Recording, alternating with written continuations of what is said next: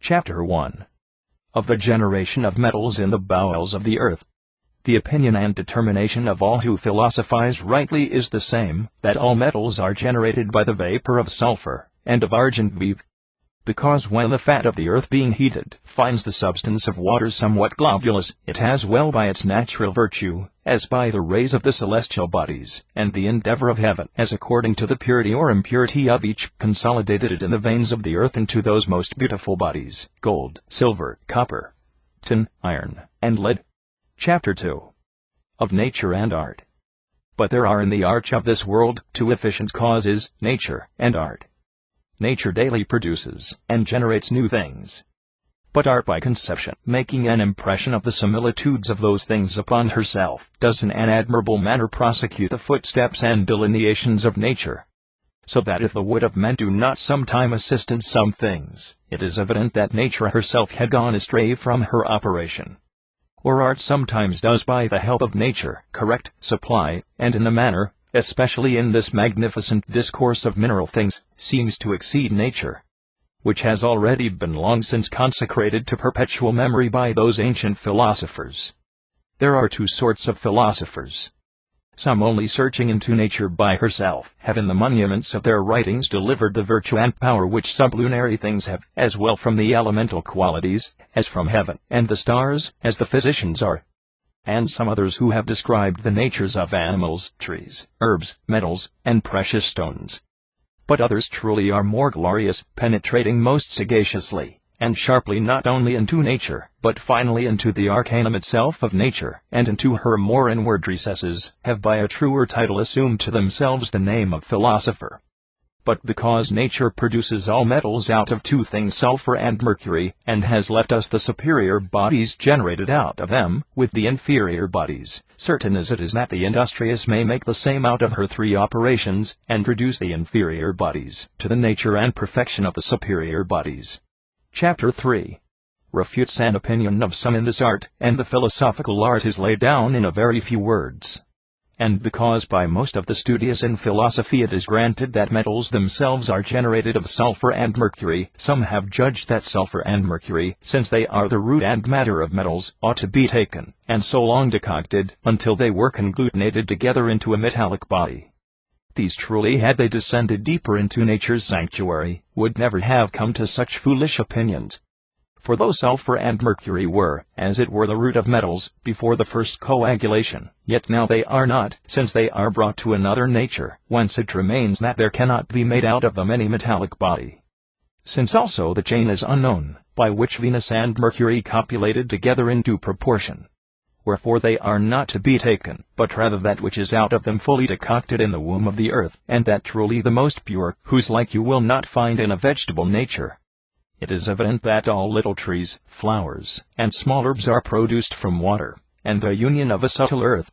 And if you endeavor to produce a tree, or an herb, you must not take earth or water, but rather that which is from them, as a scion, or seed, which being committed to the bosom of the earth, the parent of all things, and cherished with the nutriment of their own nature, and called forth by the darting of the solar light, do in due time break out into the superficies of the earth, into the species of a tree, or an herb. In like manner that divine art teaches how to take the seed power of the more perfect body, which being put into the philosophical earth prepared by art, and continually decocted by a temperate heat into a white or red powder, is said to have converted the inferior bodies into the nature of the superior. Chapter 4. Delivers why the philosophers have sought for this art, not moved them to it, and this question is resolved, why the spirit in metals cannot propagate its like, since the spirit of everything is the author of generation. But we readily affirm that the inspiration of God was the chief cause why those ancient philosophers searched after this science. For the philosophers, seeing that all vegetable and animal things, as also other things, do by a certain spirit of their own multiply themselves, and that a transmutation is in this inferior world made by the air, which seemed in long time to corrupt all particular things, and that their nature changed itself by the motions of another thing, there arose among them this question, namely, why the spirit in metals could not propagate its like, since out of one scion there grew many, and out of one little grain almost innumerable grains did multiply themselves. It was at length decreed by the divine oracle, that the spirit was withheld by a grosser matter, which spirit, if it were separated by a certain sublimation at the phoresin, and being separated were preserved in its own connatural seat, it might, as a seminal virtue, without any untruth, generate its like. From hence the philosophers thought to bring the light and luster of the most perfect body into the inferior bodies, since they had found that they differed among themselves only according to the decoction, either greater or less, and the mercury was the first original of all metals, with which mercury extracting the metallic part of gold, they brought gold to the first nature. Which reduction indeed, since it is easy and possible, it was by the philosophers concluded that a transmutation in metals is easy and possible. And when these primitive philosophers had reduced gold into the first matter, they made use of the celestial influence, that it might not be made a metal again such as it was before.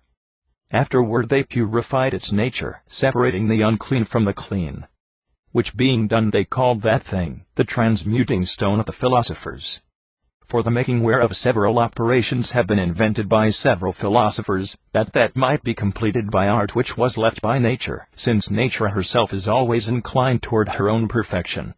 Chapter 5 treats of what the Philosopher's Stone is, and discourses first of its first part. And because the philosophers have so obscurely set forth the science and strange involvings of words and shadows of figures, the stone of the philosophers was doubted by a very many men, which it is of what things made. But if you will mind diligently, we divide the stone into two parts. The first part we say is terrestrial sol, wherein both the ancient philosophers and the more modern do plainly agree with me in their testimonies in the term. Without terrestrial sol the physical work is not perfected. Since they all assert that there is no true tincture without there as brass, because in that there is the most pure sulphur of the wise, in which sage nature contains her seed.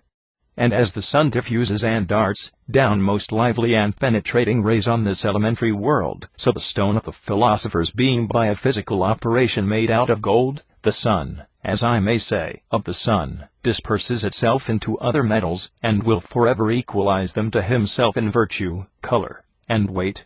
And because all metals, we deservedly take gold before others. For since we would make gold and silver, it is necessary to take the same. Man is generated out of man, a tree from a tree, and herb produces an herb, and a lion, since each thing according to the temper of its nature, which they call the completion, generates, and produces its like. Yet the philosophers more truly do not make gold or silver, but nature cleansed by the skill of the operator. Chapter 6 treats of the second part of the stone, where the spirit is compared to the most glorious Virgin Saint Mary. We say the mercury vive is the second part of the stone, which since it is living and crude, is said to dissolve the bodies themselves, because it naturally adheres to them in their profundity. This is the stone without which nature operates nothing. Whence the philosophers advise us not to work, but in sol and mercury, which being joined make up the stone of the philosophers. Who therefore can deservedly praise the merits of mercury, since it is he alone who maketh gold thin, and who has so great a power, that he can reduce sol itself into the first nature, which power nothing else in the world is discerned to have. It is thus said of the mercury which the wise men seek for, is in mercury.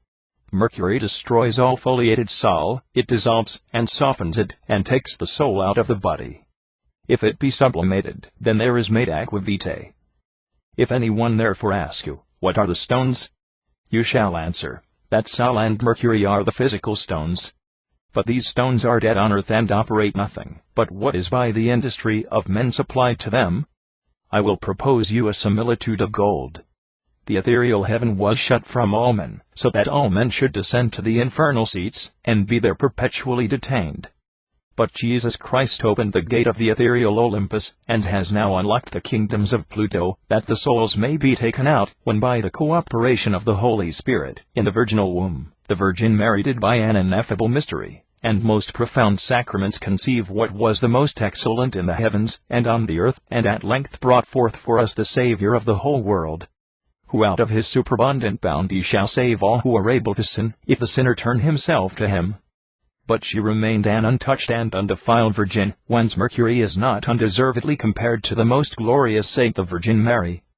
For mercury is a virgin, because it never propagated in the womb of the earth and metallic body, and yet it generates the stone for us, by dissolving heaven, that is, gold. It opens it, and brings out the soul, which understands you to be the divinity, and carries it some little while in its womb, and at length in its own time transmits it into a cleansed body. From whence a child, that is, the stone, is born to us, by whose blood the inferior bodies being tinged are brought safe into the golden heaven, and mercury remains a virgin, without a stain, such as was ever before. Chapter 7 determines why the philosophers have hidden this knowledge, where the praise of the art is set down, and he inveighs against Zoilus the carper, as the philosophers. But Hamelin Senior declares the chief cause why the philosophers have delivered this art down to posterity, and the sons of wisdom, by uncertain similitudes and obscure allegories, that they might attribute it to the glorious God, who might reveal it to whom he would, and prohibit it from whom he would. Rhasis also in the book, The Light of Lights, reports, 4. If I should explain all things according to what they are, there would be no further occasion of prudence, but the fool would be made equal to the wise man. We read also in the end of the Turba, 4. Unless the names were multiplied in this physical art, children would deride our knowledge. Wherefore we do not much value those who cavil at our divine art as adulterate, from which the most famous philosophers used to take all the knowledge of almost all things, as heretofore the statuaries did the thefts and the threads of our art, from the statue of Polycletus. It would also be most absurd to suspect that those ancient philosophers of venerable authority, especially in this discourse of natural things, have delivered down anything of falsehood to posterity, who employed their chiefest labor in inquiring after truth, although they ascended not to the sublimeness of the saving nature of faith, and the greatest height of the divine essence. Who therefore, but Zoilus, would not praise this science, and particularly favored? From whence almost all the arts of these detractors are taken, from which so many colors very useful for the art of picture drawing derive their beginning. I say nothing of the art of money-making. I pass by the learned distillation of the physicians, whereby they use to draw out the virtue, which they call a quintessence. Which shall I say of those brazen vessels wherewith we make lightning and thunder among men? If they did but use them only against the sacrilegious enemies of the Christian faith. Besides, the science of the stone is so sublime and magnificent, that therein almost all nature, and the whole universe of beings is beheld, as in a certain clear looking-glass. For it is like a lesser world, where there are the 4 elements, and a 5th essence, which they call heaven, in which another most noble essence has placed its seat, which some philosophers have used to compare, with reverence be it spoken, to the omnipotent God, and the most holy and undivided Trinity, which is neither of the nature of the heaven, nor of the natures of the elements, and they have called it by a particular name, the soul, the middle nature.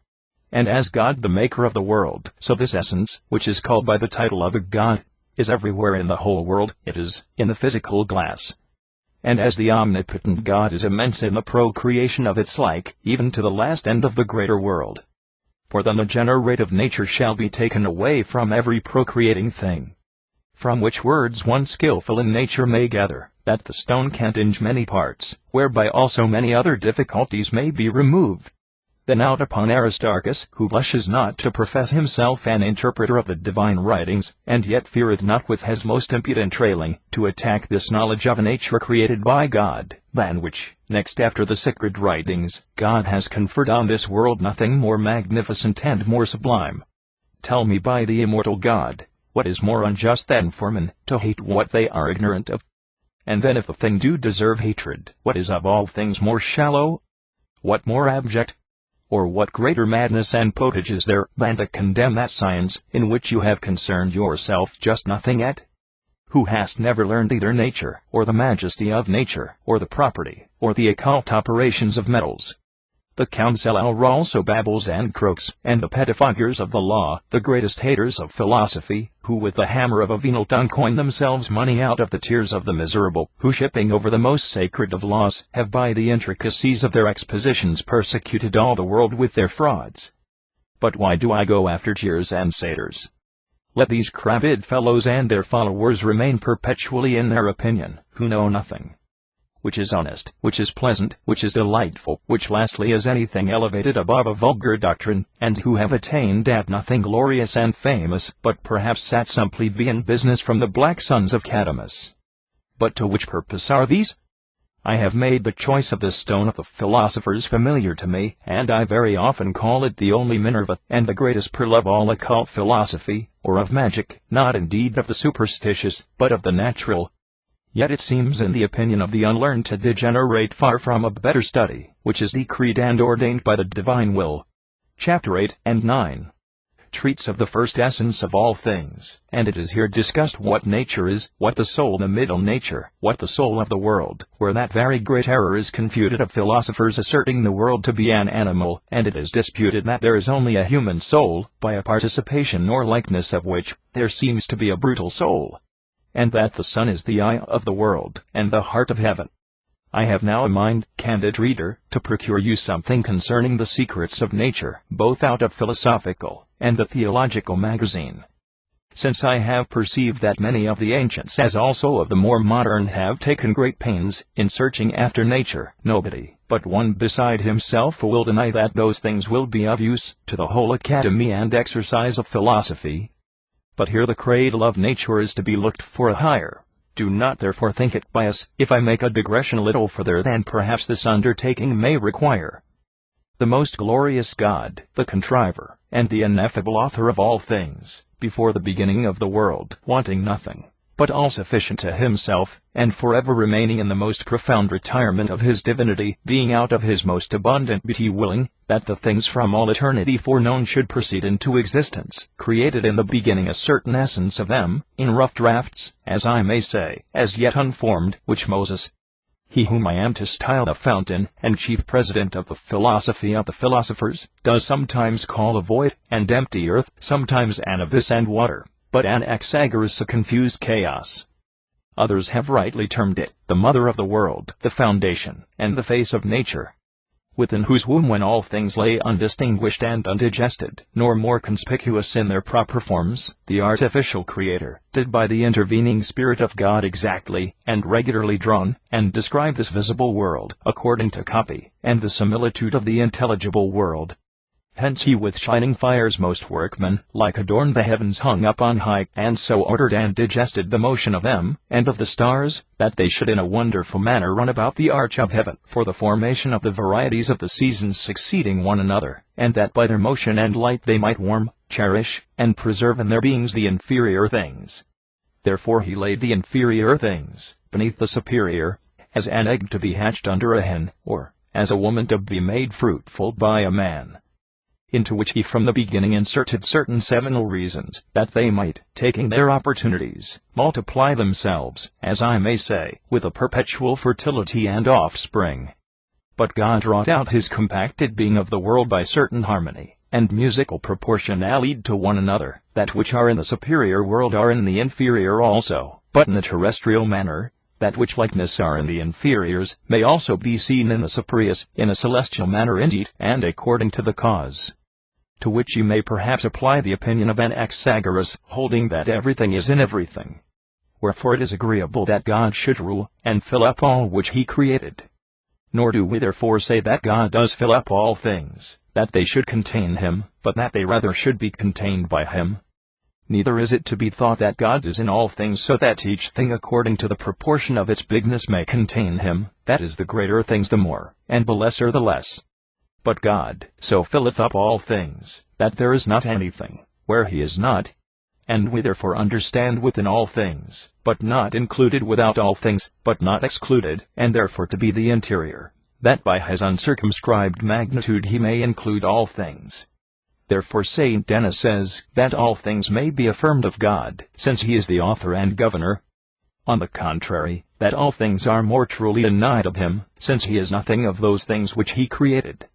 Which seems to me more acceptable and more certain, as well by the variable course of this world, as for the unsearchable abyss of his most exalted divinity. For God has placed the greatest distance between him and the created things.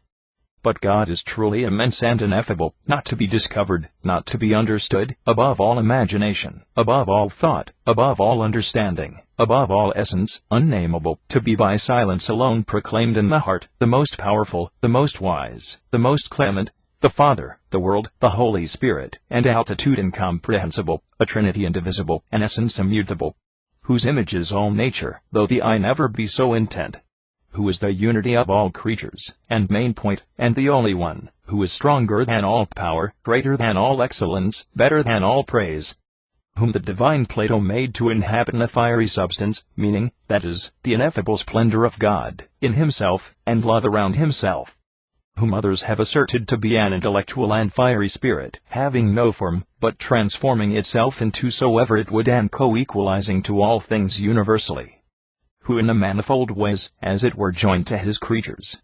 Again, going forth from that his infinity, eternity, and omnipotence, he by a fervent love, sincere faith, and solid hope may be embosomed in the purified minds of men, let whom be blessed for all thousands of ages. We said a little before that God was unnameable, whom Martinus Capella says that Arithmetica saluted by a proper name, when going to salute Jove, she with her fingers folded down into them, made up 710, and 7 numbers. But what that most noble number means, and its division into its members, the arithmetician knows, not he, who inquires into the mercantile way of numbering, but into proportions. In this number we discover all numbers, and every proportion both musical and geometrical. Add something of greater moment, that in these numbers the name of God is most exactly found, whose most holy and forever adorable name is in this fullness of time set down in 5 letters, when in the time of nature it was written with 3, and of the law with 4. We say moreover, that God has every name, because all things are in him, and he is in all things, as shall hereafter be disputed of, and yet has no name, because a fitting name cannot be given to the divine majesty. But how much mystery and strength number has in itself, I easily believe the Pythagoreans knew very well, who called one number Pallas, another Diana, another the father, another the mother, and finally one the male, and another the female, and those who had the greatest knowledge in the numeral science applied the monasta united to God the Creator, but the dies, or duality, to matter, to forms themselves the virgin trias, or 3, then to man, and to his life hexas and heptas the 6 and 7. But the aeneas or 10 they not to miss did very handsomely apply to all creatures. But to return to the purpose, here Dionysius repeating, that God is in all things, or all things are in God, as numbers are in unity, as in the center of the circle are all the right lines, and as the soul as the strength of the members. Because as the unity is the common measure, fountain, and original of all numbers, and containing in itself every number entirely co-joined, is the beginning of all multitude, but guiltless of all multitudes is always the same and immutable, so in like manner are created things, toward the Creator, and as an individual soul is the ruler of its body, and the whole present to the whole body, and to every part of it, so God is everywhere in this world, and fills, and governs, and perpetually preserves it by the virtue which he daily infuses liberally into created things out of the eternal fountain of his Spirit. From whence we rightly by a certain similitude of the soul do call the God of nature, or the power of God, by which he maintains all things, a soul, a middle nature, or the soul of the world. Not that the world itself is an animal, which we may explode from the entrance into Christian philosophy, partly in the Christian metaphysic, and partly in this consideration of the stone. But sublimeness of the nature hereof requires to be composed in loftier style. We have here chosen a lower sort of speech, and we place the soul of the world chiefly in the sun, for there is nothing in the soul of the firmament, beside a soul, which represents a greater similitude of God, and light itself. Since everything does challenge to itself so much of God, as I may say, as they are capable of light. And since nothing is more conspicuous bright-eyed than the sun, many of the Platonics, chiefly imitating Orpheus herein, have termed the sun the eye of the world, because all things were seen and shown themselves in it, as in a certain most bright mirror. Hence Heraclitus says that all things would perish should you take the sun out of the world. What is this small body of ours, if the soul be away? No vein having a pulse is to be felt there. There is in it no show of sense, no vital breath, nor any respiration therein. Wherefore it also seemed good to some to call the sun the heart of heaven. Because as in the heart there is the only fountain of blood moistening, and reddening the other members of the human body, and infusing a vital motion, so there seemeth to be in the sun the vegetation, and preservation of all, as well inferior as well as superior things. Because he by this light inspires, as it were, life and heat, into inferior things. But light is a certain simple of single action, converting all things unto itself by an enlivening warmth, passing through all beings, carrying their virtues and qualities through all, and dispersing darkness and obscurity. Phoebus therefore resides in the middle with his refulgent locks, as king and emperor of the world, holding a scepter of the government, in whom that there is all the virtue of the celestials, nor only I am leeches, but many others have confirmed. And also Proclus says, at the sun's aspect, that all the powers of all celestial things are gathered together and collected into one, which we believe are gathered together and collected into one, which we believe are at length through his fiery breathing have spread over this lower world. This also may be even a mighty argument to you, that the sun approaching toward us, the earth grows full of herbs, and ripens, but when he departs it withers. But I now delight to make some comment on the infancy of nature. Chapter 9. Of nature. We affirm nature to be a certain power implanted in things, producing like things out of like. For nature generates, augments, and nourishes all things. Wherefore it has in itself the names of all things. An animal is from nature, a stone, wood, a tree, and the bodies which you see are from nature, and her maintaining. Nature is the blood of the elements, and the power of mixing which brings to pass the mixtures of the elements in everything in this sublunary world, and has imprinted on them a form agreeable to their species, by which that thing is distinguishable and separated from each other thing. Nor is nature of any color, yet a partaker and deficient of all colors, also of no weight nor quality, but finally the fruitful parent of all qualities and things. What is therefore nature? God is nature, and nature is God. Understand it thus, out of God there arises something next to him. Nature is therefore a certain invisible fire, by which Zoroaster taught that all things were begotten, to whom Heraclitus the Ephesian seems to give consent. Did not the Spirit of the Lord, which is a fiery love, when it was carried on the waters, put into them a certain fiery vigor? Since nothing can be generated without heat, God inspired into created things, when it was said in the generation of the world, increase, and be ye multiplied, a certain germination, that is, a greenness, by which all things might multiply themselves. When some more profoundly speculative said, that all things were green, is called to grow and increase, and that greenness they named nature. But Aristotle says, that motion being unknown, nature is unknown, since it is now volatile, and in a continual motion of generation, augmentation, and alteration, which at length, in the latter end of the world, shall be stable and fixed. Because God will then take away from things that virtue and power of generating, and will place it in the most inward treasure of his omnipotence, where it was from eternity. I therefore had a mind to call this virtue of generation, and of the preservation of things, the soul of the world. Not that the world is an animal, as the Platonic accounts, and the testimonies of the Arabian, Egyptian, and Chaldean astrologers seem to approve. For the philosophers maintained the world to be an animal, and the heavens, and the stars to be animals, and the souls of things, to be intelligent, participating of the divine mind. Moreover, that a god or certain soul presided over everything, and that all things were full of gods, was the opinion of Democritus and Orpheus, and of many of the Pythagoreans, to whom they ordained divine honors. And to the same they dedicated prayers and sacrifices, and revered them with diverse sorts of worship. Besides, they reduced all such souls into one soul of the world. They likewise referred all their gods unto one Jove. This Aristotle and the Aristotelian Theophrastus, this Avicen, Algazel Algazel, this the Stoics, and all the Peripatetics do confess, and with their utmost power have endeavored to prove. I do not doubt but that from hence sprung all the error of Gentilism, from hence the fictions of the poets, the diabolical sacrifices, and sacrilegious victims. Hence the Egyptian landed in their chapels worship, and adore some certain animals, and other prodigious monsters. Who will not say therefore that the philosophy of the heathens is vain? Which was most miserably ruined by this common error, and by many others, where the philosophers seem to me to be most like the beehives, or children busying themselves with bottomless vessels, to drain a great well. Yet we may think them worthy of forgiveness, since there had not shined to them the true light, Jesus Christ the Savior.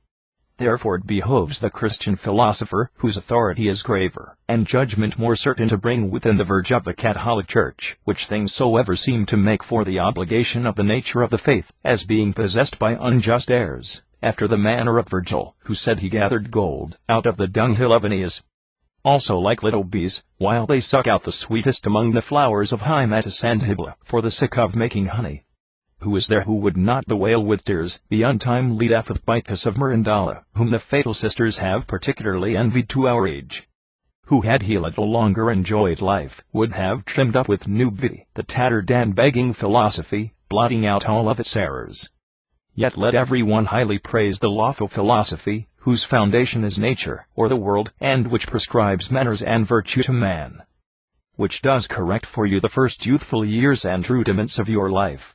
Which challenges to itself the interpretation of nature, and the search of things the most abstruse from our eyes. Most worthily true, to which the scanning of divine and human things should be referred. We thereby as much as we can by the divine favor, and by natural light inquiry, into the recesses of the world, into the earth, and the tracks of the seas, and the high heavens. This describeth heaven and the immeasurable multitude of stars, as also the journey of the golden-haired sun, and the laborious eclipses of the moon. This, with a geometrical staff, describes the ways of the stars. This teaches the Aeolian bellows, and whispers of the winds, which Hippolytus does with his scepter rule. Why the mass of the earth does stagger, what makes the rainbows arch, and hoary snows, and frigid frosts. What breeds the dew, the lightning, what the hollow fleeces of the clouds, the swellings of the earth, and the three-forked thunderbolt.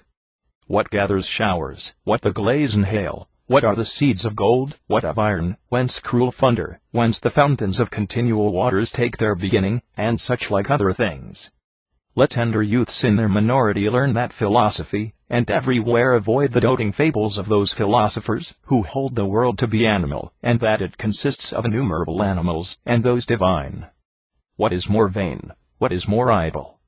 For what else is it to say, the sun is animated, or the celestial bodies are animated, and participating of the divine mind, and have fallen to an evil heresy, and the abominable falsehood of idolatry? Neither is it to be granted, witness St. Augustine, that those sidereal globes do live by certain minds of their own, and those intellectual and list. I do certainly know that only a human soul is divine light, created according to the image of the Word, the cause of causes, and the first pattern, marked with the substance of the seal of God, and whose impression is the eternal Word. By a participation of which we believe the brutal soul to subsist, taken out of the bosom of nature, seeming to have a slender similitude, and small footstep of a rational soul, as the echo is the image and resemblance of a living voice. But let others look after the vegetable soul. The theological doctors admit intelligences movers of the orbs, not that they inform the orbs themselves, or, according to the opinion of St. Jerome, make them intellectual and sensible, but to assist them in moving. Though also those orbs might, the divine will, so commanding, be voluble of their own accord. Yet the omnipotent God out of his ineffable bounty would have second causes to preside over this worldly fabric, that whosoever does move themselves, does also give to others the power of moving. Whence also he also deputed angels for the custody of human souls, though he also primarily guarded himself. Yet it is not to be thought that such like intelligences are necessarily applied to turn the spheres, as if they could not be turned about by their own rotation, when some busy men do in like manner frame that heavenly machine of copper or brass, fixing the earth in the very middle. Then they afterwards with certain little wheels affix the other elements, also the orbs of the stars and heavens, whereby they endeavor exactly to express the motion of the planets, and the face of heaven. There are other curious men who endeavor to frame clocks, and also certain mills which should turn perpetually. If men can imitate the divine method, who would not believe that those sidereal globes by their own power may be wheeled about? But what shall I say of the vain astrology, which our Bacchus of Mirandala, famed in all sorts of learning, has some time since by forcible reasons overthrown? Tell me, why, astrologer, why refer you all things to heaven? Why do you romance about the natures of the stars, and the signs, and of the motions of the planets? Who can by no means guess at the force and property of even the least terrestrial thing? Why should you fear the constellations, and the stars, or ratherly, who cannot by dimensions comprehend any little earthen body? What is more ridiculous, what more absurd, that have not in the 9th or 10th heaven to catch at such figurations and images of lines, or at the figures of the 8th heaven from the wandering application of the stars? What power do you think such imagined images have? What do the triplicities, what do the aspects of those stars, and the rest of such like books void of the truth and virtue pretend to? Although such motions and the natures of the stars, and various applications of things, to one another should seem to have some signification, yet I am persuaded men cannot well know them unless it were shown to them by some miracle from heaven. Hence St. Jerome thus derides astrologers and nativity calculators. These are they who lift up themselves against God's knowledge, and all which is acted in the world, promising themselves a fictitious science. They refer to rising and setting of stars. These are they who are vulgarly called mathematicians, and think human affairs to be governed by the course and ways of the stars, and when they promise safety to others, know not their own punishments. While I was yet in the city, Agrippa played thus upon the astrologer. In my opinion it commonly happens to those astrologers, as it did to Thales Milesius heretofore, who, when he went out of his house to gaze at the stars, is said to have fallen into a ditch underneath him. Who, when he ridiculed an old woman, being laughed at by her, he returned home with shame. Wherefore, O Christian philosopher, send away into perpetual banishment beyond the Caspian mountains such like foolish chattering of astrology, and its daughters geomancy, hydromancy, pyromancy, necromancy, soothsaying, and many other such dotages with what other vulgarly resembles them, and do not attribute to his creatures the glory of the omnipotent Lord God. Now let us see what nature the philosophers inquired after. Chapter 10. What the philosophers, and what sort of nature they would have, where the spirit is said to be the ethereal chariot of the soul. The stone which the philosophers do seek is an invisible and impalpable spirit. It is a tincture, and a tinging spirit, which indeed another visible and palpable spirit has hidden in its innermost bowels. Even so the philosophers have left us the same spirit undiscovered, under the veil of enigmas, that the stone is a fifth separated from four. It is the bond of the elements, the medium, and the chain, which has made the elements of God agree, and which in the womb of the earth conglutinated sulfur and mercury into a metallic body. And because such a bond, as is in the earth, since it is invisible, cannot be had, the philosophers sought after it in the more perfect body. The philosophers do therefore inquire after the generative nature, which may be able to generate metals, that they cleanse it, and make it 100,000 times more potent in tincture, than it was at first in nature. And they accustomed themselves to call it a living fire, or the living fire of nature, or by a secret word, the soul, of the middle nature. And as physicians distinguish men into body, spirit, and soul, in like manner the philosophers have divided the stone into those parts. Sometimes the spirit is the life of the soul is the life of the spirit. Again, those two are the life of the body. The spirit is also the tie of the soul and the body, and, as it were, the ethereal chariot or vehicle of the soul, which spreads abroad the virtue of the soul through the whole body. You may also understand the four elements when the philosophers affirm that the stone consists of body, spirit, and soul. For the water is spirit, also air. The middle fire, as I may say, is spirit. The earth we call not spirit but body, because it is the retainer, the matter, and the seat of the other elements. Chapter 11 teaches that solution is necessary, by which the generative spirit is brought out of the body. But such a tie cannot be easily had, by reason of the most strong compactedness of gold itself, except by solution, which is the foundation and beginning of this noble science, in which the arcanum of all nature does consist. It is the treasure of this affair. 'Tis which lifts up the poor man from the dunghill, and equals him to kings and princes. Whence the philosophers demand why the bodies, that is, gold and silver, are dissolved. They answer, that the pure may be separated from the impure. For the body is for this reason dissolved, that the earth itself may be cleansed in the profundity, which nature could not, because she operates simply, or singly. And in that cleansing the impediments of the tincture is away, so that it may innumerably propagate its like. But if so be that this propagation of its like be made by the spirit, since every spirit is the author of generation, and it is hindered by grosser matter, we say that solution is necessary, by which gold may be made living, and, as I may say, spiritual, and be reduced into the first nature, that is, into the spirit of the water, and the vapor of the earth, that there may at length be had such as sulfur, and a mercury with us, out of which metals are generated, in the womb of the earth. But solution is perfected when you shall have separated the soul, and the spirit of gold. But because with philosophers gold is the most temperate body, having equal parts of hot, cold, moist and dry. Therefore it may with the more difficulty be corrupted and dissolved by reason of the equal agreement and proportion of the elements.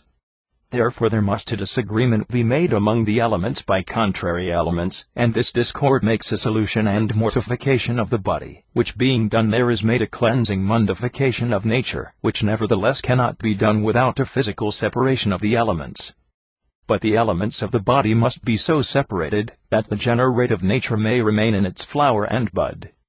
That if anyone should burn that flower, and separate the elements from one another, the generative sperm would be lost, nor would any creature be able to join them any more, so as they should generate.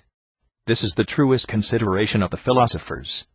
If any out of his own fancy consider otherwise, he is indeed a natural fool, and makes syllogisms against nature. Chapter 12. Disputes of hidden things in the art, and about threefold separation. But ye sons of wisdom, there are three solutions in the physical work. The first is of the crude body, the second is of the physical earth, the third we place in the augmentation. There are also in the solution these three hidden things, the weight, the measure of time and fire. Wherefore if you know the weight of mercury and gold, and the measure of time, how long solution is in the making, and in the temperate fire, you have solution, which ought to be made in the secret furnace, and a little larger glasses. Wherefore diverse fires are to be procured, and so different parts to be put in glasses, that you may at last endowed with divine favor, find it out. You must also distinguish in this admirable work the days, months, and years of the philosophers. The philosophers affirm, that if you may make the trial in 3 natural days. That if you are of a sprightlier wit, say they, you may distinguish it in 24 hours. They in philosophy have appointed 2 nights, and 3 days. Beseech the greatest and highest God, that you may be worthy to the last red day. The philosophers also lay down 3 keys, solution, conjunction, and fixation. Or if you profoundly understand them, 3 separations. First there is made the separation of the soul from the body by the spirit. Secondly the grimes themselves, which have shown themselves in the solution, are separated from the soul and spirit. Lastly the spirit shall be separated from the soul, and this happens in the fixation of nature, so that hereafter and here I shall have told you so great secrets, that it cannot be believed. I do faithfully affirm 2 keys in the whole circle of philosophy. The first indeed which opens the body may be distributed in 2 several keys. For what thing soever shall dissolve gold, and reduce it into a spirit is called a key, though only one among others be the most powerful and natural key, as I wrote in chapter 8. And such a thing is called the stone. The second key which shuts up and does retain, and coagulate the tinging spirit, we term the earth alone, which all philosophers have called the principal stone.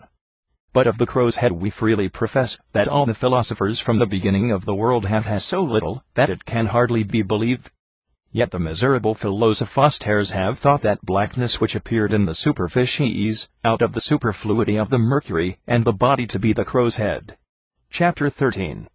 Treats of the praxis of the stone, of its first solution and separation, where the arcanum of nature, otherwise most abstruse, is laid open to a son of wisdom, in which Lucifer falls out of heaven.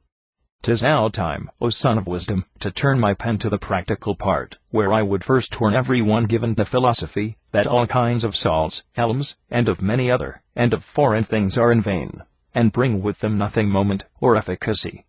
Likewise that all common solutions, and vulgar sublimations are adulterate works, and belong nothing to the true and natural science of the philosophers. Wherefore I judge those mountebanks are to be avoided who with their dilabations and rubifications have cheated almost all the world, in whom there is no vein of philosophy, which is warm, and who are rather to be esteemed false philosophers, since nothing is dearer to philosophers, and the truth nothing more foul, and falsehood and deceit. Whereby it comes to pass, that there are fewer philosophers than you have perhaps believed. Now let us descend to the praxis, which we will divide into 2 works. In the first mention shall be made of the first solution, and of separation and distillation. In the second we will treat of conjunction and fixation, where consideration will be had of the most secret augmentation, which you will find in no book in the world. But here I have a mind to bring in the degrees of all the work wholly. For first we compound, the compound we putrefy, the putrefied we dissolve, the dissolved we divide, the divided we cleanse, the cleansed we unite, and so the work is accomplished. But to speak of these, each particularly, shall be our labor. But the philosophers are of opinion, that in the praxis of the stone less than a 12th part of mercury ought to be taken. But there is also among them a trial of the dissolved body, if it be squeezed through leather.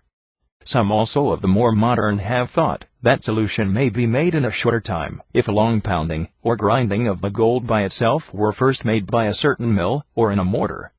First therefore let the copper be purified with common salt prepared, or with any other fitting thing, that its most subtle substance may be had. Let some parts of this purified water be mixed very well with 1 part of the most fine gold, reduce in 2 leaves, or thin spangles, and let them be put in a long glass with a hollow belly, stopped with little pieces of cloth, and with the sign of the cross, and let the glass be covered with ashes, up to the superficies of the water. And let a very small heat be given, that the matter may not seem to assent, but remain live with the gold. And let that equally balanced heat be kept so long a while, until in the water of mercury there out upon it a certain vapor ascends subtle earth, which in a wonderful color is wont to be known when it is to be extracted. But the sulphur itself shines like a rainbow through the waters, yet not with all colors, like the rainbow in this greater world. The arches itself of the rainbow stands half in the pure liquid, and fluent water, and half upon the earth. Hence the whole property of and its natural similitude is shown by the iris, the rainbow, nor is the rainbow seen in heaven, but when the sun shines, which also uses to be followed by rain. But mists or thick clouds coming on, the sun itself, and also the arch of the rainbow is hidden.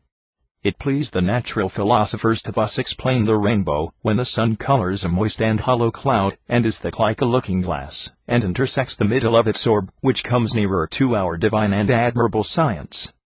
Yet it is not to be thought, that the sulphur itself grows black when you extract it, as some have thought. The copper being at length extracted, you shall distill the water, in which there is the soul of gold, or the metallic mercury of gold, with a slow heat, so that 3/4 minutes may be counted between drop and drop. And that distilled water is called our living water, which enlivens all bodies, and is composed of 2 natures, understand spirit, soul, and ferment, because the spirit is the seat of the soul, and its retaining bond. And this water is called by many names, the most sharp vinegar, lune, the woman's sperm, or the feminine menstruum, heaven, mercury, the hair of the red man, that is, the spirit of Sol, that is of gold, but the sulphur is called the body, the male Sol, the male sperm, earth, and mercury. But these distillations are necessary, by which mercury is purified from all terrestrial feculence, and Lucifer, that is, the uncleanness, and the accursed earth falls down out of the golden heaven, and here a separation is made of the grime from the soul, as I disputed in chapter 12. Here a lofty similitude, heaven, that is, gold was pure in the original, but when it was dissolved it showed corruption. Therefore the first evil was in heaven, while as yet there was corruption, and Lucifer, after whose fall heaven was so cleansed that no angel can now fall down out of the golden heaven. But if so be that Lucifer had within himself a soul of a middle nature, or a god, he could by no means have been thrust down to the infernals. Chapter 14. Disputes about the second part of the praxis, where there is a more secret dispute about the fire and the colors, and these questions are resolved, whether heaven ought to descend to the earth, or the earth ascend into heaven, or whether both ought to remain beneath heaven. Where the spirit is compared to an angel, who seems to descend with a human soul into a body. There now remains the second part of the physical praxis, the far harder indeed, and far more sublime, in which we read that all the nerves of wit, and at length all the races of the mind of many philosophers have languished. For you would with more difficulty make a man revive, than put him to death. Here the work of God is required. It is indeed the greatest mystery, to create souls, and frame an inanimate body into a living statue. Do you not think it is the business of a sprightly wit to reduce the soul to the spirit, then the spirit to the soul, then again those two to the body? In this body of ours, it is requisite to know how much the spirit is, how much the soul, and how much the body. Furthermore, how much of the soul, the middle nature, is in the spirit, and how much in the body, that by this you may join, as it were, two natures of the same kind, and akin to one another in due proportion. We ought therefore to join 2 waters, the sulphur of gold, and the soul and body of its mercury, Sol, and Lune, the male and female, 2 sperms, heaven, and earth, and 2, as I may say, argent vives, and out of which alone the philosophers say their stone is made, which pitiful fellows mistake for crude mercury. but that Mercury is all metals, male and female, and an hermaphrodite monster, in the very marriage of the soul and the body, which I call solution, and the putrefaction of the philosophers. The earth of gold is dissolved by its own spirit, which you shall discover in these proportions. The body must be dissolved in the subtlest middle air. The body is also dissolved by its own heat and humidity, where the soul, the middle nature, holds the principality in the color of blackness, all in the glass, which blackness of nature the ancient philosophers called the crow's head, or the black sun. From whence a certain person advanced this proposition: I saw 3 circles encompassing one another, 3 suns in the firmament having 3 faces, that is, a black, a white, and a red sun. That blackness was also called by the name of all black things, after which all the colors of the world, which can be conceived by wit, used to appear, which at length are brought to a true whiteness, as to a center and principal point. In white there are all colors, and from that the rest seem, as I may say, to be colored. White and black by nature herself are colors, and indeed the extremes, out of the manifold mixture and proportion of which with one another we believe the middle colors, as they are called, to arise. We hold also that from the confounding black and white together there is prepared a certain redness. But that whiteness we call the white stone, the white sun, the full moon, and calcined lune, white silver, the white earth, fruitful, cleansed, and calcined, the white calx, and the salt, of the metals, and the calcined body, and we call it by many other names. It is moreover called the living earth, and the living, and white sulfur, when the soul has been reduced into the body, and the impediment removed. Here we resolve this question, whether the earth ought to be airy or fiery. We say both at once. If so be it were only fiery, it would be burned into the ashes of the dead. But if only airy, being made volatile, it would vanish away in dingy metals. But what shall I say of the fire, whereby the dissolution of the earth is made? Behold the heat in the bowels of the earth, which nature alone supplies, where you seem, as it were, to perceive none, which being then excited by the sun's heat, does in the metal-breathing mountains, by ascending and descending for many cubits, coagulate everywhere the thicker water, and together with the fatness of the earth associates them into one body. But since nature does scarcely sometimes in 500 years effect her operation, and so long an enjoyment of life is not granted us, nor we permitted to live beyond the elephant, or to the year of Plato, as they call it, the philosopher allows a greater degree to the fire, that he may in a shorter time emulate nature, as his guide. Wherefore you with good reason will say that he excels in a particular happiness of disposition, who can show you the fire agreeable to, or of, nature. The philosophers call their natural fire a bath, or their sun, or horse dung, which some make with wood, or any other matter, but we with coals, especially in a furnace fitted for this purpose. The stone is also to be made in a threefold earthen vessel, that there may a slower fire be had, very much like, I say, to the heat of a hen, while she sits on her eggs. And with that heat the dragon, that is the earth of gold, mortifies himself, when he gives elements and spirits, out of himself. On the contrary, he revives himself, when he hath received the spirits again unto himself. Wherefore he is compared to Jesus Christ, who voluntarily offered himself to death for us, and afterward by his own power, by the glory of his resurrection, restored himself to life, never any more to die. We also say in this place that the dragon spews out of himself all obscurity and venom, and that he afterward imbibes it, and is whitened. And because we have said above that heaven ought to be joined with earth, there arises this question, whether heaven ought to descend to the earth, or the earth ought to ascend up to heaven. It is most certain that the earth cannot ascend, unless heaven first descends, but the earth is said to be sublimed up to heaven, when being dissolved in its own spirit, it is at length made one thing with it. I will satisfy you with the similitude, the Son of God descending into the Virgin, and their flesh, a formed man is born, who, when he had for our salvation shown us the way of truth, having suffered and died for us, after the resurrection returneth into the heavens, where earth, that is, humanity, was exalted above all the circles of the world, and placed in the intellectual heaven of the most holy Trinity. In the like manner when I die, my soul, assisted by the grace and merits of Christ, returns unto the vital fountain, from whence it hath descended. The body returns unto the earth, which being at length purified in the last judgment of the world, the soul coming down from heaven, leads away with itself to glory. But because it is requisite that the soul should ascend to heaven, another doubt offers itself, that is whether the spirit ought to pass with the soul to heaven, or whether both ought to remain beneath heaven. We have said that the spirit is in this world the bond of which it retains the soul, but when the stone shall have arrived at the first whiteness, there will be another world far more excellent than the former, where the spirit shall remain in the middle, the soul in heaven, and the body in the bottom. Understand the earth to be the heaven of the soul, contrariwise the soul to be the heaven of the body. And because the spirit has enfeebled the body in solution, they both do penance, and the soul is purged by the spirit, and likewise is the body. Only the soul cleansed from feces ascendeth up into the heaven, and the spirit goes away with its crimes. If so be that spirit should stay with the soul and the body, there would be a perpetual corruption there, nor would there be made a right agreement and equality of the elements. This spirit you may fitly liken in some things to an angel, who uses to descend with the human soul, when it is infused into the middle point of the heart, and from thence into all parts of the little body. We make also the body, soul, and spirit speak by the way of dialogue, the spirit saying to the soul, I will lead thee to eternal death, to hell, and to the darksome house. To whom the soul, thou spirit of my life, why do you not bring me back again into the bosom from whence by flattery you took me out?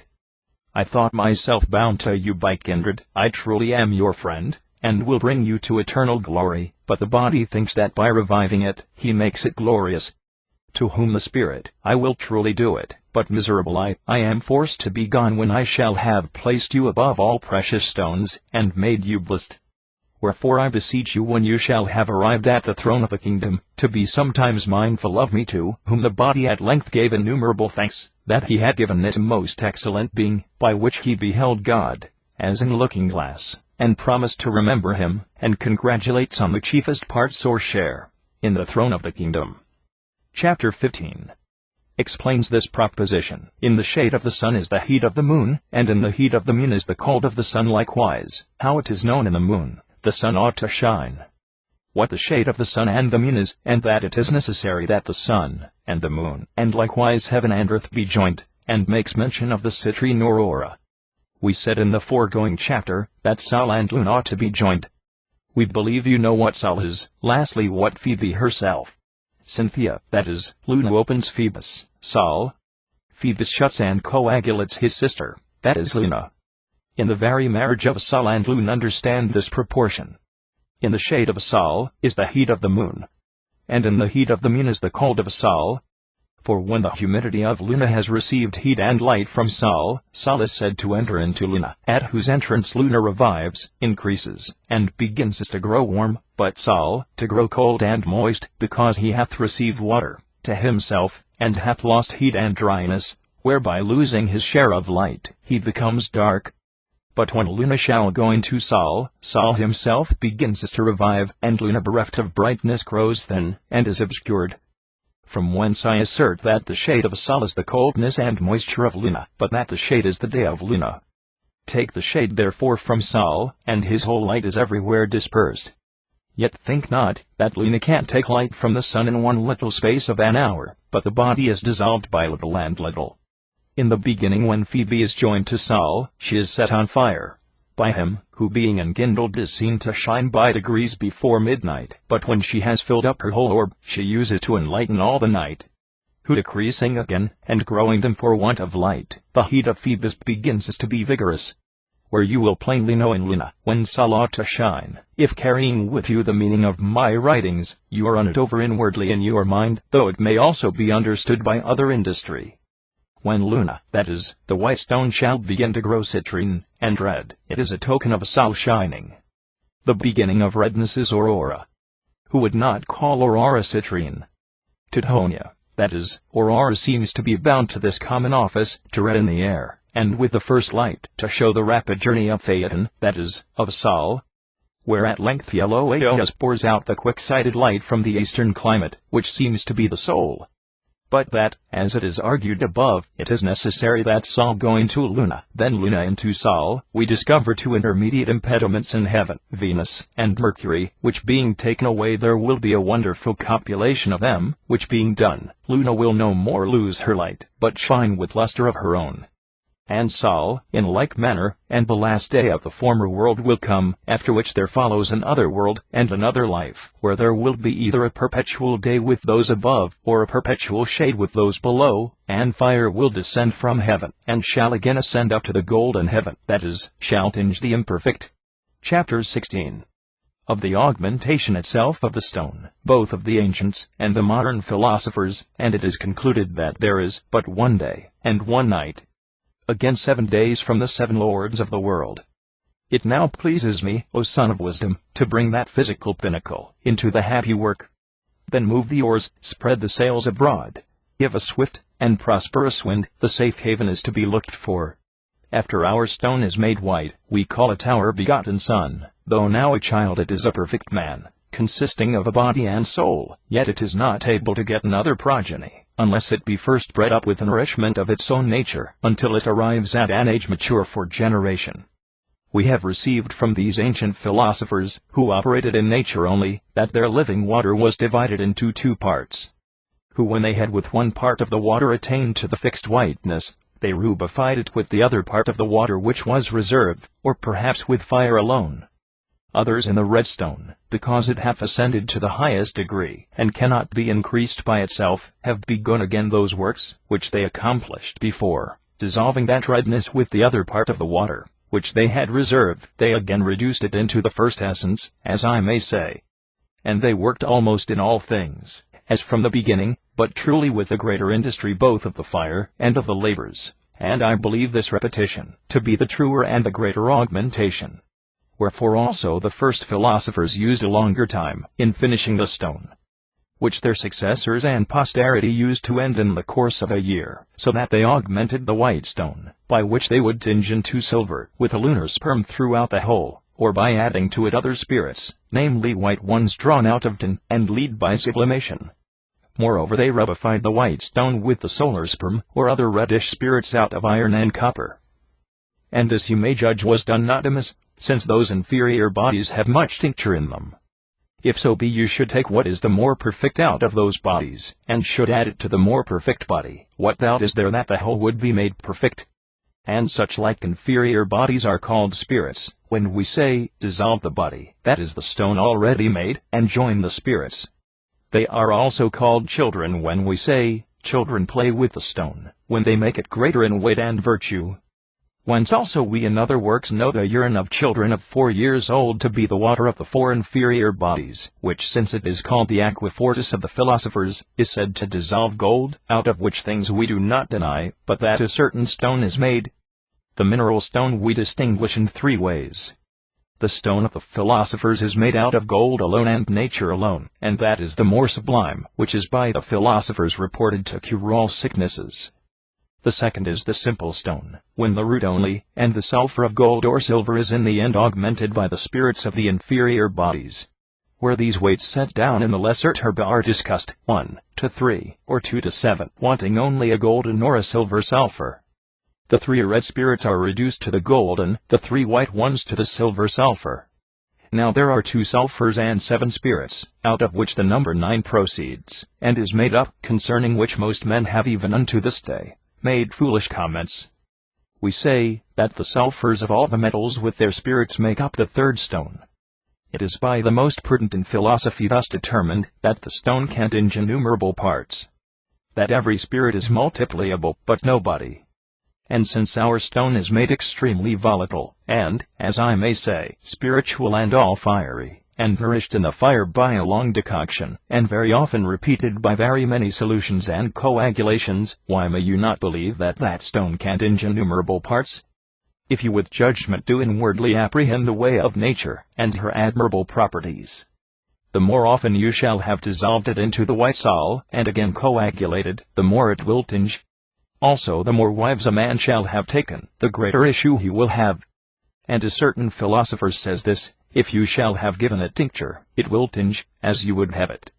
Which may also be seen in corn and seed, since out of one little grain many are produced, out of which often repeated, there uses to arise at length a rich crop. Nor will this be a lesser argument, if to the sun and moon first conjoined you add their children, that is, the inferior planets, and the planets are the lords of the world, who govern all this mighty mass. What should hinder it, but that the stone composed of all ye metallic things may by tinging the whole world? The same is also manifest concerning the stone out of gold only, because Sol is the lord of the other planets, and the rest of the planets take from him a golden luster. From whence it may be concluded that there is but one day and one night in the whole age of the world. Again 7 days from the 7 planets, and those days one day, because the sun is one. The brightness of the sun is day, which shining on you, all trouble and calamity does fly away from you. Chapter 17 explains certain obscure proportions laid down in the books of this science. The Samian Pythagoras, when he received scholars into his college, to be instructed, is said in the first place, to have given them this command, not to publish to the vulgar any of those things which were treated of in their schools. Wherefore he made his hearers be silent for the space of 5 years, that it might not be lawful for them, either to ask their master, or discourse of those things among themselves. Which custom the Pythagoreans following, at length their memory failing, they begun to put into writing those things which they had learned of their master, as well concerning the principles of things, as concerning divine things, so that the secret marrow of those things should be hid in the secret obligations of numbers. Which that Plato also did, who by doubtful similitudes and mathematical figures hid his precepts, is shown by his epistle which he wrote to Dionysius concerning the nature of the first being. We must write, says he, by ambiguities and enigmas, that if the book happened to be cast away by sea, or by land, he, who should read, might not understand it. This I also judge gave occasion to the poets to make their fables, whereby, least things sublime should pass away to the unworthy mob. They laid up the sweetest food of philosophy, under the essential bark of little fables. We read that the Egyptians, to preserve their determinations in their holy places, hid them in letters difficult to be known, that is, in certain figures of animals, as being the print or sign of nature. If I well remember, there was the effigy of a vulture, a dragon drawn into a circle, and biting his own tail, made out the image of the running year. Do not some more curious people endeavor to ascribe everything to its proper character, whereby there might be a more hidden remark of that thing? Thereby it comes to pass, that those ancient philosophers were of opinion to deliver this divine art, under more obscure words. The cause you'll find in chapter 7. Wherefore I thought it requisite and worth the while, if I should explain to you, as to a son of philosophy, some obscure propositions, by which you may easily canvass others which occur. The philosophers say that their stone is found everywhere, in the mountains, and in caves. From that proposition evilly understood, I am persuaded that all the errors were derived down to posterity, who works in blood, eggs, hair, and other vain and foreign things. Do you understand it thus? As the celestial sun itself, by its rays is everywhere in this greater world, so this terrestrial sol, that is gold, is everywhere in the whole glass, that is, in the lesser world, in the mountains, that is, in the head of the glass, and in heaven, and in the caverns, that is the bottom of the glass, and in the earth. They say the stone is bred in 2 mountains, in heaven a mountain, and in the earth another mountain, understand it in the glass. Furthermore they affirm their stone to be in all things, that is, in all metals, which are their things. The stone also is in everything, that is, nature is in everything. And because nature has in itself all names, and nature is all the world, therefore the stone has many names, and is said to be in everything, although one is nearer than another, since the philosophers demand the generative nature alone of metals. Whence they say that the rich, that is, the perfect bodies, that is, the gold and silver, have that nature, as well as the poor, that is, the imperfect metals. Yet the nature of gold or of silver is the more perfect, and the more permanent in the fire, and the rest of the metals. The philosophers also say a fixed and a permanent thing, which may govern all the world, namely, Sol and Lune. From whence they anciently call the sun the lord of the world, in whom there is life, to heal all things, who by his motion makes day and night, and illuminates the whole world with his brightness. Wherefore Sol says, I am the stone, or in me is the stone. The philosophers also say, that the work of the stone is the work of a woman, and the play of children. The woman is sometimes the earth, sometimes the mercury, which seems to perfect the whole work. The children play with the stone, that is, the 3 elements, with the earth, or the inferior bodies play with the golden stone, when they augment it in the end. Likewise, children play with the stone, and cast it away, that is, ignorant and unskillful folks cast away the earth itself in the bottom, when they have made sublimation. Some philosophers have compared the work of the stone to the creation of the world, likewise to the generation of man, and to his naturalness. But the more modern philosophers have hidden this knowledge not only in new words, but also in painted images.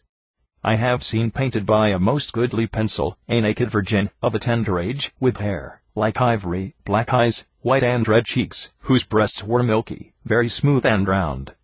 And that virgin was in all the beauty of her body so excellent and so handsomely adorned with all the endowments of nature, that she might be thought most worthy of royal bed, and with whom also all philosophers, both the ancient and the modern, might be deeply in love, such as the poets use to describe Venus, or Juno, or any other beautiful maid or damsel. But that nymph had in her hands hung down 2 mighty burning torches, and under her right foot there was a golden stone, out of whose bosom a certain golden fountain ran forth into many little veins. Under her left foot there was a silver stone, vomiting out of itself a silver flame. On the right hand Titan himself was painted, with his rays sparkling all round about. On the left were described the horns of Phoebe. There flew about certain birds, partly upward into the air, partly downward to the earth. At the Virgin's back you see there has grown up a tree replenished with diverse apples and flowers, which you would take to be the tree of life planted in the garden of paradise, if you did taste its flavor and liveliness. Hermes is described in his philosophical mitre, evidently the chief of all the philosophers, sitting in a chair, holding 2 tables on his knees, in one whereof there were delineated both the globe of the sun, and the horned moon, under whom there were 2 birds drawn into a circle mutually swallowing one another, whereof one, the uppermost, was painted with wings, the other without. In the other table there were painted 3 changeable colored circles, in the middle of which was the image of the moon, to whom 2 suns, one of them darted out 1 ray, the other 2, and 9 eagles flew about Hermes' chair, having in their feet bended bows, from which feathered arrows were shot down unto the earth. Has not one Almanus, a friar minorite, of the order of St. Francis, with a most admirable dexterity woven out our science in his own country's language and mother tongue? And by Christ's passion proved it most true. Where there is seen that double-shaped image, partly male, partly female, that hermaphroditical monster, carrying in its hand a scepter of imperial majesty, and many other things of that kind are seen in the books of the philosophers. Chapter 18 shows that the stone can cure all sicknesses, since all nature is in the sun, and the sun in nature, and especially in the stone. But that the stone can cure all sickness, of these all the books of the philosophers are full. Yet I will according to my best ability study to demonstrate it. All nature is in the sun, and the sun in nature. Therefore we may catch his spirit in all things, but especially in gold. And when nature is sick, that stone cures nature. In propagating gold heaven has taken the greatest pains, likewise the sun itself, and Jupiter. The sun has put all his endowments into it, by reason of its fiery virtue and brightness. But Jupiter, whom the physicians call the patron of life, has infused into it temperance, and an equality of the elements. By these gifts gold is made so incorruptible, that no fire can by destroying act upon its substance and virtue. To these are added the solution of gold, the purification of its nature, and a long nourishment in fire, by which it has obtained a wonderful and almost divine operation. If so be you should take in victuals, or in drink the weight of a grain of mustard seed, it by its celestial vigor would preserve in an equality the oil and fire of life, and would temper and tie together the elements of your body in peace. Which being tempered, the soul would abide with the elements, and man would remain always sound, until that end which the omnipotent God has ordained by reason of the disobedience of our first parent. There was in Christ's body so great an affinity, and so great a binding together of the elements, because he was liable to sin, as also by reason of the wonderful union of the divine essence, that he had never died naturally, had he not for the sake of redeeming, man willingly desire death. Render him perpetual thanks for creating you, for redeeming you from the infernal regions with his precious blood, and for bestowing on you so great a gift as this, whereby you may lead a long life, and have health and happiness, for which chiefly our stone is to be sought after. I say nothing of the plenty of riches with which a man by this art most fully and copiously abounds. If having the aurum potable, or the golden liquor, you shall dissolve that stone in aquavitae drawn out of malmsey wine, or some other falernum, that is, rich wine. Chapter 19 repeats the philosophical praxis, where the divine skill of the stone is oftentimes all of it set down in short sentences. Mix the masculine prince with mercury, in a 12th proportion in respect of the prince. Put it to a slow fire and continue it, until the mercury dissolving the body's there appear aloft. A Venus swimming, which extracts until nothing of the body remains in the bottom, and you have the first part of the physical work. The second part of the work is sulfur. Put that in a glass without water, and by distilling the water of the body, in which there is the soul of Lune. Join this water with the sulfur, and permit many times, one to arise sometimes with the other, sometimes to be depressed, until Venus shall have conceived her water, which is done in a most white color, and you have the elixir to the white. The third part of the work is, you shall make citrine with the strong fire, the most white earth which you have obtained. Afterward you shall rubify it by the force of fire, and it is the elixir to the red. Of another way of working, still I have a mind to contain in short, and with admirable art, that divine knowledge. Dissolve the body, take the sulfur, cleanse it, sublime the spirit, join the spirit with the sulfur, and you will have the physical art. In every perfect alchemical work, though never so small, it is necessary to have the spirit and sulfur of gold. The spirit tinges with a golden color. The sulfur gives the weight of gold, and coagulates. If it wanted either, the work would be nothing. Then say, and speak the greatest truth, that all the secret of nature lies hid in the Venus of the physical gold. Wherefore it is wont to be called the coagulation, when it is said, take that coagulum from the body, and you have a magistery, and which there is not a greater in nature. Likewise cleanse the coagulum, and destroy the impediment, and you will tinge. But because a dirty cloth, not compared to sulfur, cannot be washed without water. To wash is to dissolve is to purify, the water is mercury, it is the key. It alone does open the body, and whitens the sulfur, which being whitened, it recedes with uncleanliness. I would say you were admirably learned, if you should be able to remove it, the uncleanliness, it is the impediment, and eternal death. Wherefore it shall not go to heaven, as above in chapter 14 I have plainly demonstrated. And I say unto you by God the Creator of heaven, it is one of the greatest secrets. Furthermore, the very knowledge of the stone is no other thing, and the purification of the earth, or of nature. The earth cannot be cleared from feces, and purged, unless through the middle or center it shall have received the water unto itself. And this comprehends the whole art in short, if you have understood nature. You may of yourself by divine grace discover many things, like unto these. Praise God for all ages of ages. The end of my consideration. K-Ray hereby he affirms himself to be an adept. But there may be many reasons unknown to us, I question not, but the Inquisition was the reason of his suppressing his name. Now there follows the 20th chapter. Chapter 20 lays down the questions put by Eliardus the necromancer to the devil concerning the stone of the philosophers. A certain necromancer, Eliardus by name, in the province of Catalonia put these questions to the devil: whether the stone of the philosophers can be made, to convert the imperfect metals into gold and silver, fire being the judge. All metals are essentially in gold, with their earths in the manifold color. Out of its earth with its own essence the stone is made, which by its nature takes all uncleanliness away, and being projected on the imperfect metals, fixes them forever. What kind of a essence is that? It is a soul, a middle nature, which permits one form to be converted into another. In what manner does the soul, the middle nature, act? Neither angels, nor men in any wise inwardly behold, or comprehend it by the acutest understandings. Because this is proper to God, who reserved this to his own majesty. Can man make the stone? Whatever God has created, having a property, it is possible for man to act upon it, but it is very hard to make the stone, yet it may be made. The soul, the middle nature, has it a body? The color of gold is the body of the soul, the middle nature. By what way can the color be separated from gold? The soul, the middle nature, with its heat and moisture does divide and co-join both together. The color of gold, is it white, or black, or of what sort? It is white to man's sight, but in spirit it is blue. In what manner, and out of what is color made? Nature makes it out of a pure earth, and pure water. Is there a color in all metals?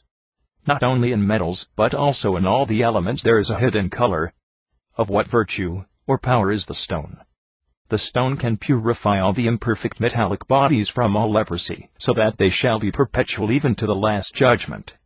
It cures human bodies of all sickness, until a natural death. Of what sort and what thing is the soul of a human body? It is the living fire of a heavenly life, and hath in itself, the soul, the middle nature. By the soul, the middle nature, God is called the creator of all things which are in the world. Had Virgil the stone? Not only did he have it, but many philosophers had it, and have written in diverse ways about it under obscure names, and may operations. How and why is it called the stone? I tell you that the stone is its name, and there is no permission given me to let you know more. In what time can the stone be brought to an end? 12 months are necessary from the first day of the beginning. In 30 days an earth is generated out of lead, or the nature of the earth makes lead grow. In 100 days argent vive grows in water. In 60 days complete there grew an air out of tin complete. In the other days of the year, fire grows from gold. In the moment of the year ending, the soul, the middle nature, descends from heaven into this earth, and mortifies the superior and inferior powers. The image of a manifold victory, to consume the war in the heart of the belly of them, even to the perpetual judgment of fire. I will tell you no more.